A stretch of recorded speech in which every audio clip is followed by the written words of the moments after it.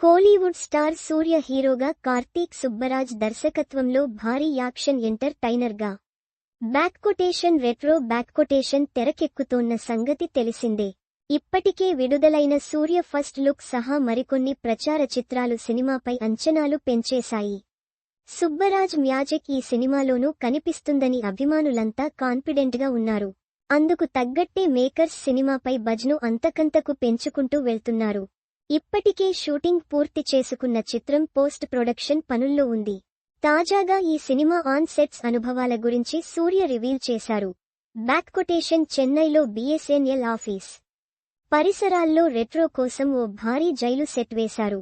Library, వంటగది అన్నింటినీ art department వాళ్లు అద్భుతంగా తీర్చిదిద్దారు. అందులో 5 రోజుల పాటు షూటింగ్ చేశాం. ఆ 5 రోజులు నిజంగా జైల్లో ఉన్నట్లే అనిపించింది. అంత వాస్తవ అనుభవాన్ని జైలు సెట్లో చూశాను. ఆ పాటలో డాన్స్ మూవ్మెంట్స్ కూడా బాగుంటాయి. అన్ని రకాల ఎమోషన్ రెట్రో కథలో ఉంది. ప్రేక్షకుల అంచనాలకు ఏమాత్రం తగ్గకుండా సినిమా ఉంటుంది అని అన్నారు.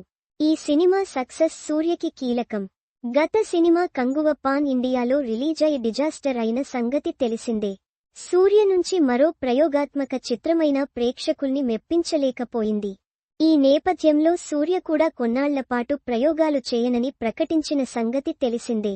కమర్షియల్ సినిమాలకే మొదటి ప్రాధాన్యత ఇస్తానని, అలాంటి కథలే కొన్నాళ్లపాటు చేస్తానని అన్నారు.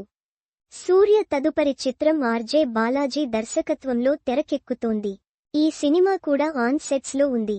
ఇది భారీ మాస్ ఎంటర్టైనర్.